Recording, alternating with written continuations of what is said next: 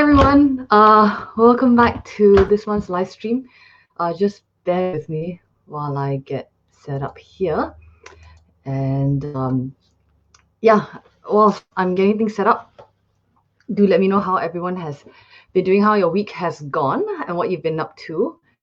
And also, excuse me, let me know where you're tuning in from so I can say hello to you and so on. I know exactly where everyone's coming from. I know we often have a lot of silent viewers, which is fine, which is totally fine. But it's nice to know who you're talking to at times. So yeah, how have you guys been? If you're tuning in for the first time, if you don't know what's going on, my name is Pastor Jinai, and I'm a pastor here at Kechara in Malaysia, which I guess is stating the obvious. But anyway, what has been up this week? We've had some exciting things happening here in Malaysia, in Kechara, over the last week. For example, we have finally reopened. Yay! KFR, Kechara Forest Retreat, where I'm based, has finally reopened to people who are fully vaccinated. So people who have received both doses of their vaccine and have completed the obligatory requirement time post-vaccine for the vaccine to become fully effective. So KFR has reopened to people. As well as Kechara House, which is our temple in the city, that has also been reopened to people who are fully vaccinated. So guys, please go and show your support and reconnect back physically with your Dharma center if you're fully vaccinated. And please do make sure to abide and follow the standard operating procedures, or the SOPs, so that everyone stays safe, which would be the Buddhist thing to do. All right, so we'll wait for a couple more seconds before let a few more people join us before we get started. As usual, my plan is to keep the sharing on the shorter side, so that we can get through as many of your questions as possible, because that's what this live stream is for. And I'm a bit out of practice with doing live streams, so if there are any technical difficulties, please let me know. But yes, please feel free to ask me any questions that you have, even if they're not related to the topic of today's sharing, and I will get back to you. And I'll try to get to them. I'll try to answer them during the live stream. And if I don't manage to, then I will definitely respond in the comment section after the live stream. All right. And before we continue, also, I do want to say a big thank you to the sponsors of today's sharing. We have 3 sponsors of today's sharing, so thank you very much. They are the first sponsor, Tan Ming Hui, who would like to dedicate their contribution to the following: Namo Amituofo, may all be well and happy. Also, Buni would like to dedicate their contribution to the following: may all beings be well and happy. And someone who wishes to remain anonymous, thank you very much for your consistent ongoing support of this program. And Anonymous would like to dedicate their sponsorship towards all beings' liberation from suffering and attainment of compassion, wisdom, and true happiness. I know I say every single week. Thank you guys so much for your continued support of all of the programs, not just mine, but everyone else's as well. And if you would like to sponsor a show, there is a link in the description section of this live stream, so please click on it, all right, if you want to show your support. So recently, I did an AMA session in a Facebook group. And if you guys don't know what an AMA is, an AMA is an Ask Me Anything session, where people can literally ask you anything. Hence the title of the session, Ask Me Anything. All right, so I thought what I would do is I would carry over some of the questions from that AMA session in the group over into video, because number one, not everyone is a part of the group. And number two, the questions and answers may be useful to some of you watching. All right, so one of the questions, hello, Teresa, thank you for joining us this morning. All right, so one of the questions that was repeatedly asked during this AMA session was about karma. And people asked if I could please clarify karma, and how I would explain karma to people who don't believe in it. And in particular, I really like this question. In particular, someone asked, we always hear about how if someone hurts us and so on, that karma will come back and kick them in the backside, kick them in the butt. All right, but Buddhism is about non-violence. So since Buddhism is about non-violence, how can karma be about retribution? Which is a very, very good question, because oftentimes what you'll read is people, like memes and like motivational posters and stuff, people saying things like what goes around comes around, or your karma will come back to you. And it's got a very sort of vengeful kind of tone to it. So this person's question made a lot of sense. It was right. And yes, those platitudes about karma, they do not accurately reflect what karma is really about. And karma is not about retribution. Karma is not about revenge. Karma is not about getting somebody back. And karma is not about some kind of external being judging you or sending down or meting out some kind of punishment on you. All right, karma is something that exists independent of your belief in it. All right, I'm going to repeat that again. Karma is something that exists independent of your belief in it. So an easy way to think about it is, or to understand it, is of thinking about karma like gravity. Gravity just works. Gravity works regardless of whether you believe in it. Gravity works regardless, or takes place or happens regardless of whether you're thinking about it. Gravity takes place regardless of whether you're pro-gravity or anti-gravity. Gravity just works. Gravity just happens. And it just happens because it's a natural law. And karma is just like that. So karma just happens. It happens regardless of whether you're thinking about it, whether you believe in it, whether you're pro-karma or anti-karma. Karma just happens because it's a natural law. The first thing to understand about karma as well is that karma as a topic is a very, very deep subject, much, much deeper than what we generally believe, what we usually believe in. And for example, there are all kinds of karma, so many different kinds of karma.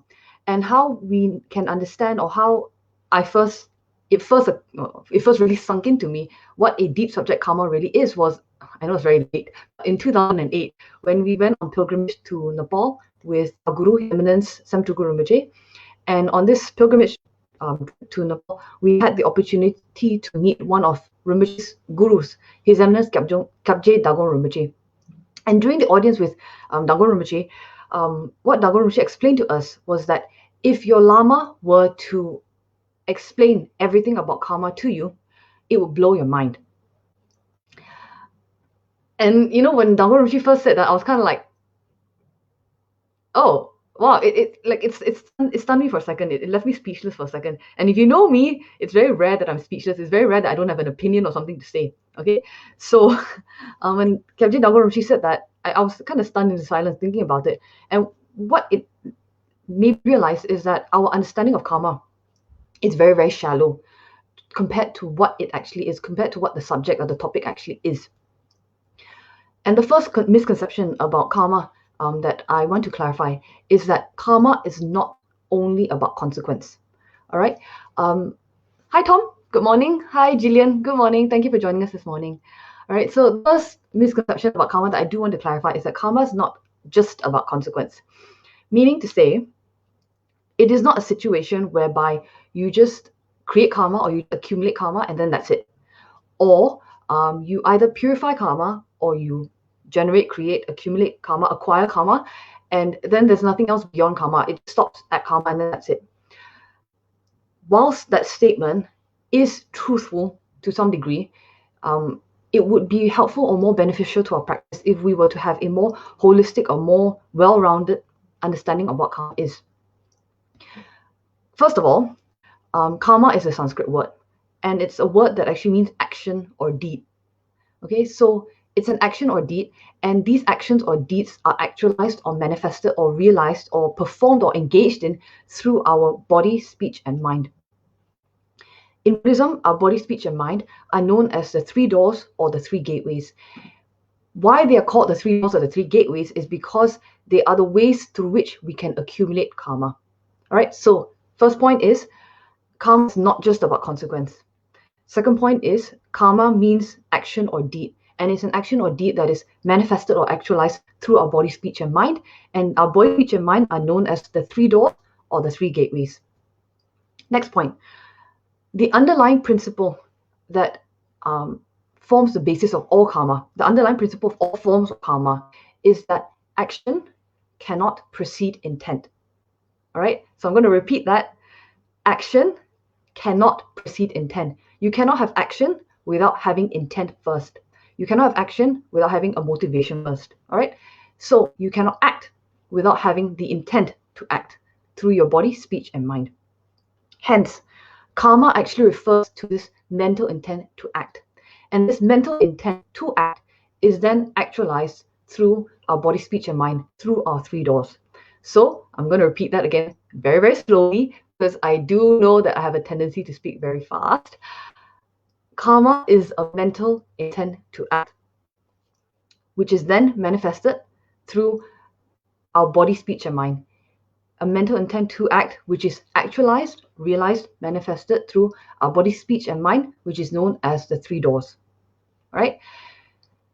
In reality, morning, Eddie. Hi, Jessie.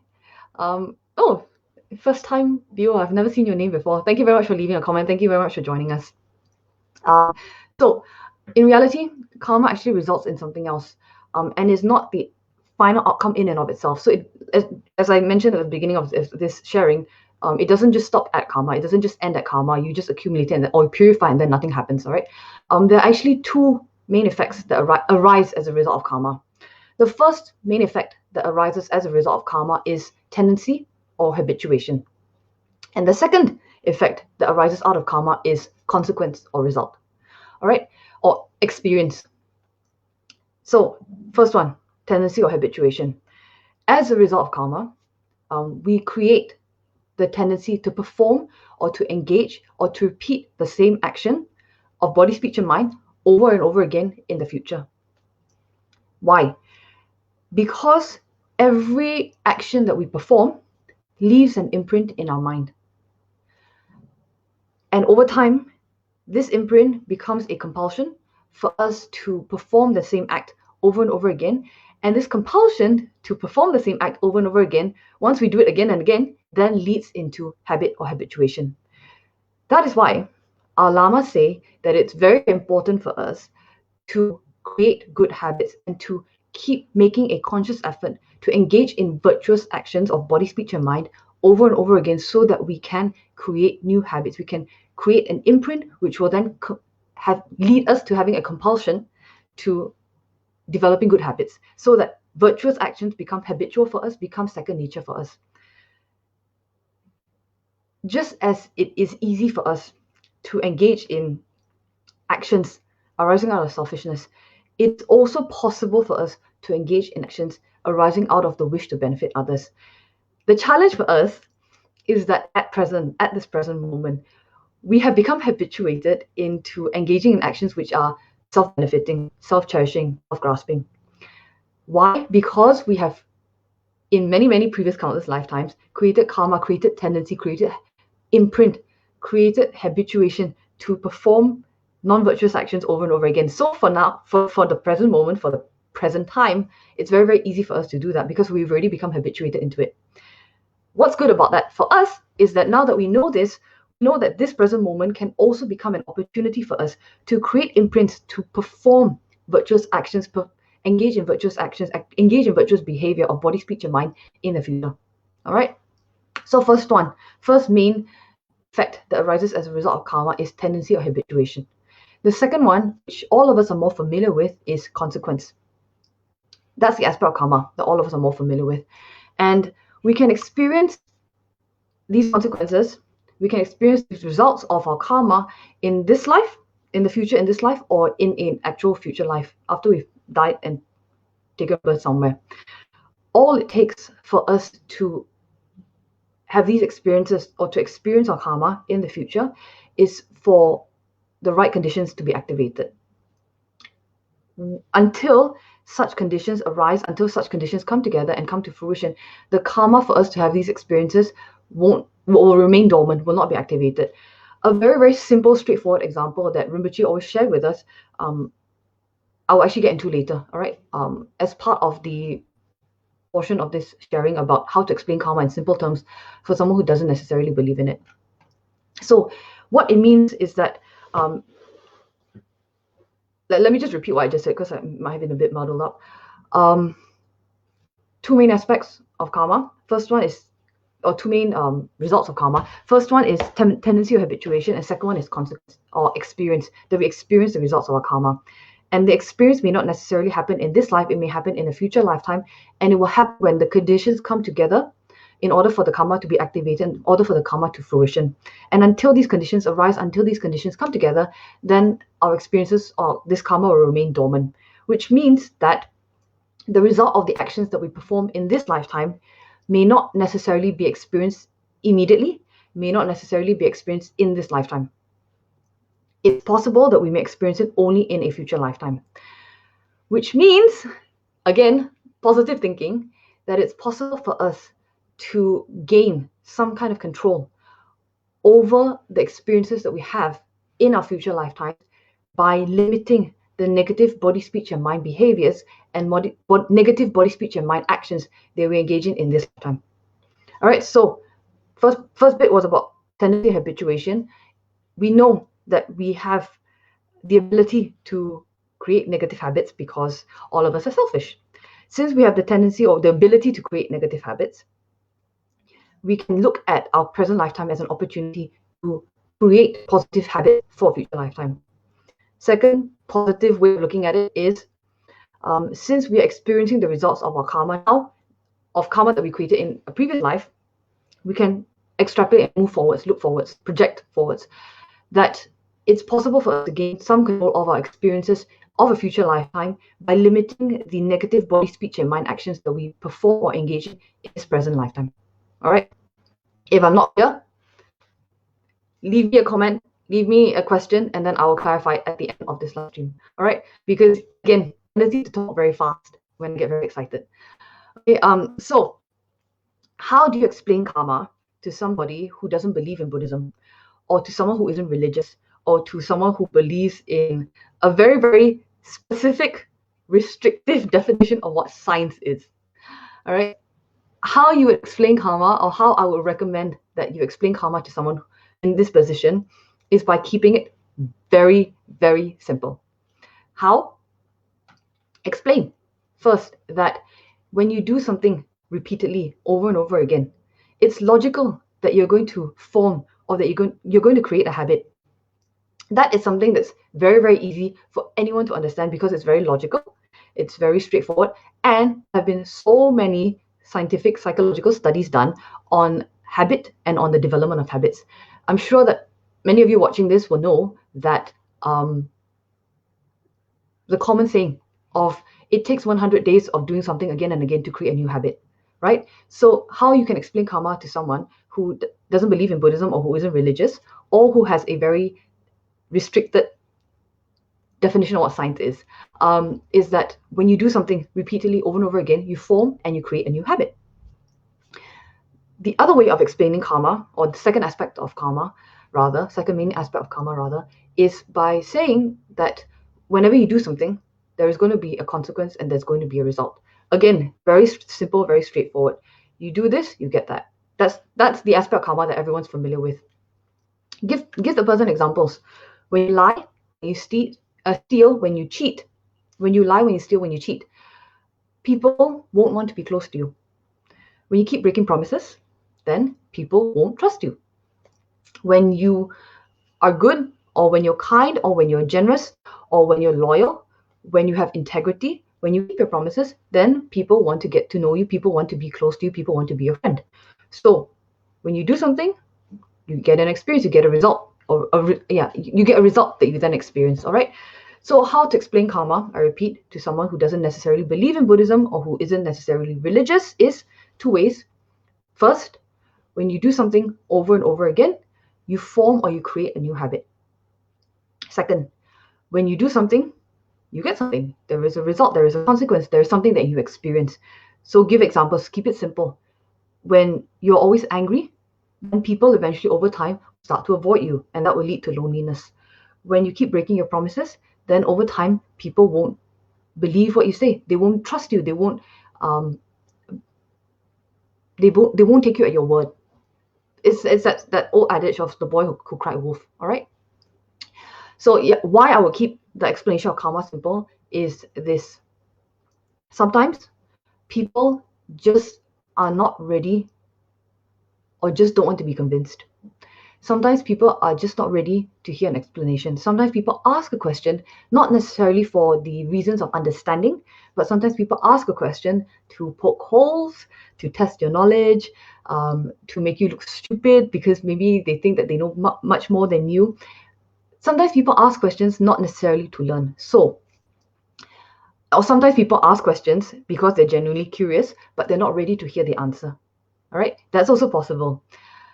And by attempting to force someone to believe in our view, or by attempting to force someone to conform to our belief, or to see things our way, we may do more harm than good. We may end up getting into an argument because perhaps in our insistence on someone believing in the same things as us, they may end up thinking, why are Buddhists like this? All right. So if we're not skillful in our explanation, there may be repercussions in us trying to get them to believe in what it is that we believe. Ultimately, what is most important? Ultimately, what Rinpoche always told us is that keeping harmony is most important. And the reason why I bring this up about keeping things simple is because there have been cases in the past where, for example, between partners, between husband and wife, for example, one partner may be very, very, very faithful or be very, very devoted to her practice and to her study, and the other partner may not be as engaged or maybe slightly more skeptical. And it can cause arguments, it can create tension, it can create friction when one person tries to convince another person to conform to their view. That's why I would recommend keeping the explanation very simple. Why? Because Rinpoche always said, what is most important is harmony. Harmony between families, harmony between spouses and partners, harmony between parents and children. Most important thing is harmony. If our spouse, partner, friend, relative, whatever, loved one, colleague doesn't want to believe in what it is that we believe in, if they don't want to believe in karma, for now, it's fine. It's not a problem. You don't have to work so hard to try to explain to them exactly what karma is and then go into the jargon and make sure that they understand. Keep it simple. All right. That's what I would recommend, keeping it simple. Yes, it will be very, very good. I know I'm wearing white and I'm telling you like, oh, it's not important. No, I'm not saying that. I'm not saying that it's not important for them to understand what karma is. What I'm saying is that it's very, very good. And it would be very good if they did believe in karma, if they did understand karma deeper. But sometimes silence or a simpler explanation is better for the recipient. When we answer questions for people, we should not be answering questions to satisfy ourselves. We should be answering questions to benefit somebody else, to benefit the person who's asking the question. So we should answer questions in a way that they will understand, that they will accept. The best thing to do would be to gauge the person and to gauge their readiness. All right. We're not here to try to convince anyone that we're right or that they're wrong or whatever. We're here to benefit people. So going back to the original question of how to explain karma to someone who doesn't necessarily believe in it, is that if you perform an action over and over again, repeatedly, you will create habit. You will form and create a new habit. So why not form and create a new good habit as opposed to something that creates harm, suffering, or pain for other people? Second part is that when you do something, you will experience the results. And give them very straightforward examples that they can easily understand without religious terminology. All right. So I see a very long comment here, so I'm going to look at it. All right. If you guys have any questions about what it is that I just explained, please let me know in the comment section. I will get to it. All right. Feng Hui asked, good AM, good morning. Hi Feng Hui. Traditionally, there are two types of beings in existence in hell realm. Number one, the sinners that are tormented by demons, and number two, the demons that torment the sinners. How one is reborn in sinner hell realm is often explained, and it's pretty much self-explanatory. That is true. But how is one reborn as a demon in that realm? That's a really good question. And someone actually asked Rinpoche that in the past. Someone asked Rinpoche, you have the tormented and the tormentor, right? Tormentee and tormentor in the hell realms. So how does the tormentor, who is the tormentor, who creates the tormentor, how does the tormentor end up there? What Rinpoche actually explained to us is that the tormentor is actually another sentient being that has taken rebirth in the hell realm. They have created the karma to be in a position where they are creating more negative karma for themselves by tormenting someone else. How is that possible? Rinpoche gave the example of a snake. So it's possible for us to take rebirth as an animal where every aspect of the animal is to create or to kill or to create pain for someone else. A venomous.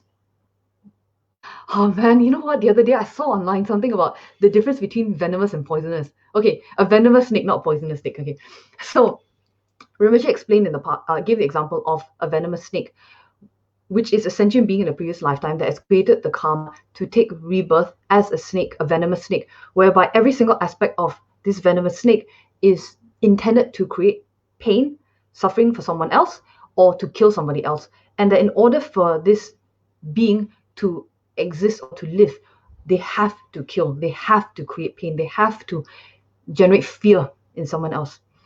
Hence, which he said, if it's possible for someone to take rebirth as a being such as a venomous snake, where their entire being constantly creates pain for someone else and therefore constantly creates more negative karma for themselves, it is therefore possible for somebody to take rebirth in the hell realms as one of the tormentors, creating pain, harm, and suffering for someone else.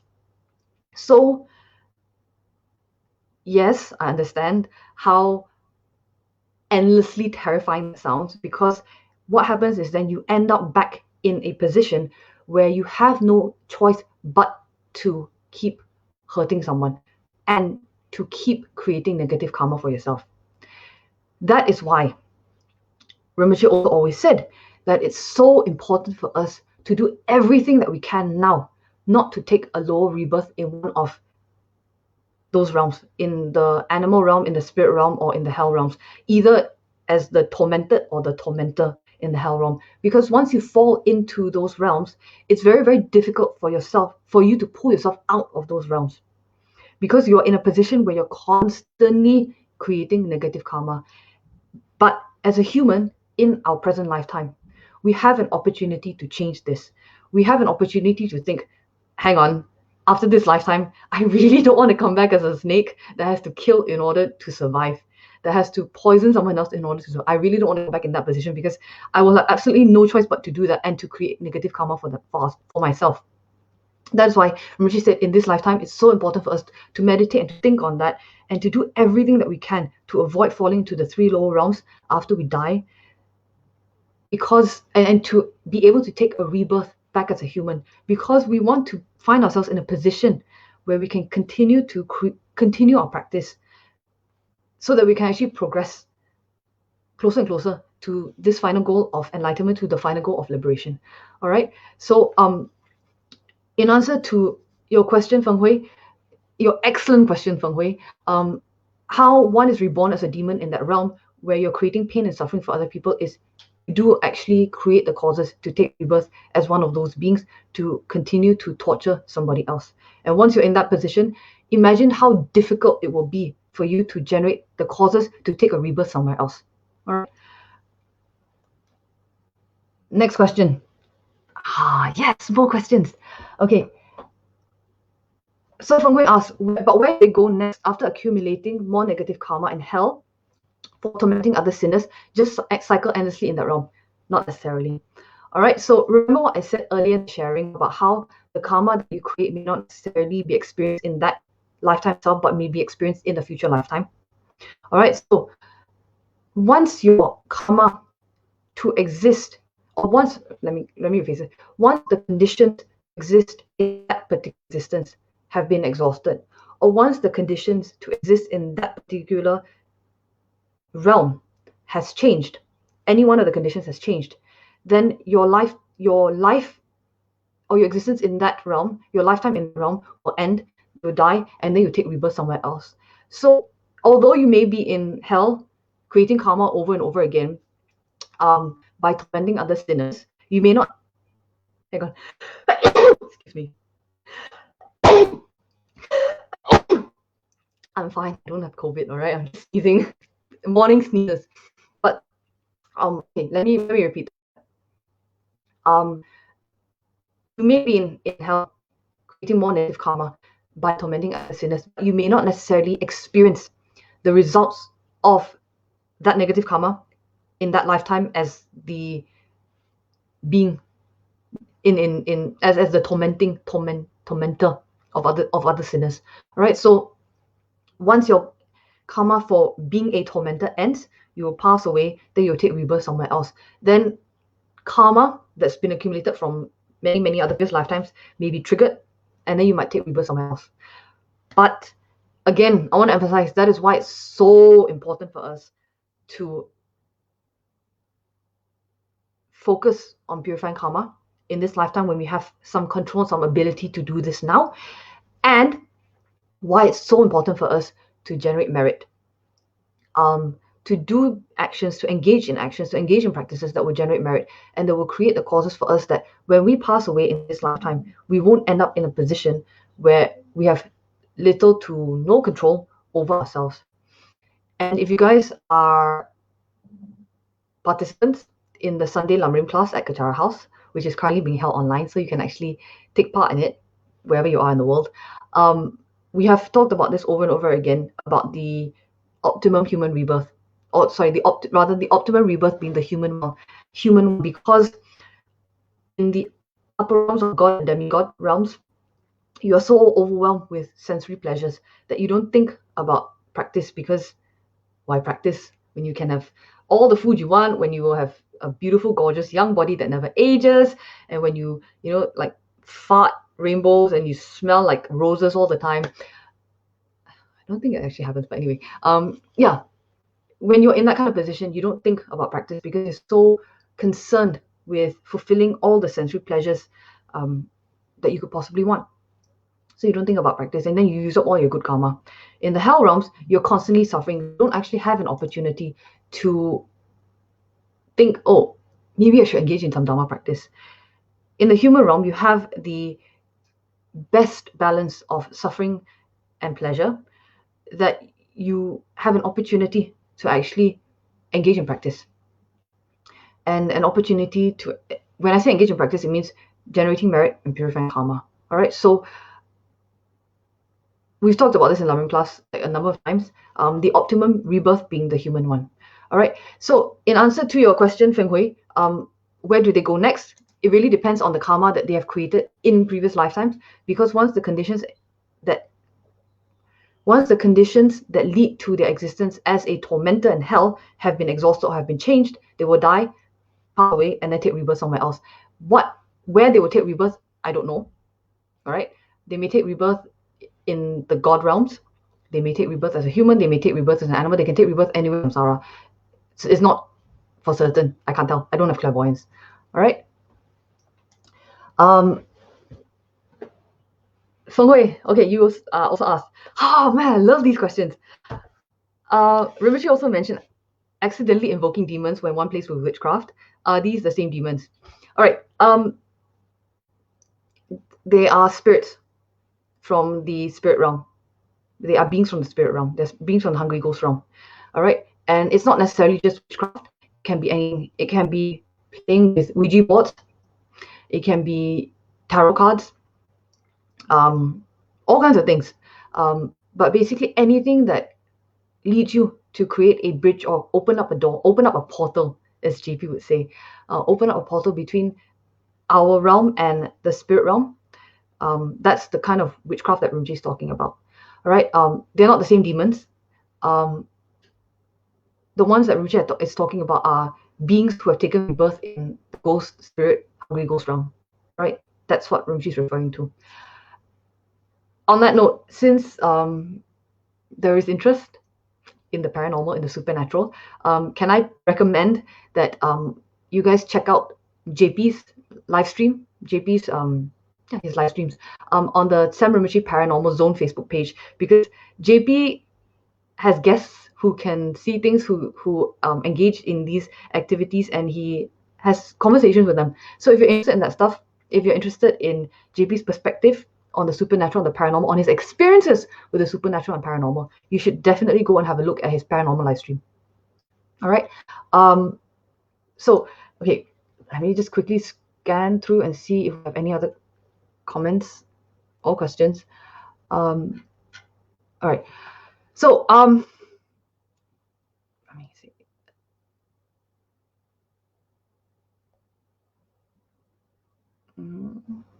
Sorry, technical difficulties. Hi, Yo Milky. Hi, Jerry. Hi, guys. All right. Oh, I did not want to do that. Okay, see, technical difficulties. All right. So, if there are no more questions, no more comments about what it is that I shared, or about anything in general, then I think I will say bye-bye for this month. That's it from me for this week and this month for August. The next video will be released first Sunday of September. Sorry, I'm losing track of what time it is. It's very difficult doing this MCO time when like days kind of run into each other because you're working from home. Yes, it happens to us too. Okay, it happens to the pastors, it happens to people in Qatar too. But a video will be released on the first Sunday of September, right? And then again on the third Sunday of September. And then the next live stream will be on October 31st, the last Sunday of October. So if you guys have any questions, you can leave me a comment. I will still check the live stream after it's done. So you can leave me a comment there and I will get back to you and I'll answer you there. Or I will save it for the live stream in October and then I'll answer your questions then. Again, thank you very much to the sponsors of today's sharing. And also of all the previous videos. And if you guys have any questions or any topics that you do want me to cover specifically in September's videos, please let me know. Like I keep saying, you can ask me any questions at all because I've probably asked weirder questions than you. I did ask Rinpoche like a couple of years ago, like, how does the whole zombie thing work? Like, is it possible to like do cryogenics? Like, how does Buddhism explain cryogenics? So I've asked Rinpoche all kinds of questions, right? So like I said, feel free to ask me literally anything at all and I'll answer it for you. All right. So I will say goodbye to you guys for August. I'll see you guys next week. Thank you again so much for joining me and have a good week ahead. And as ever, please don't forget to be kind to each other. Bye.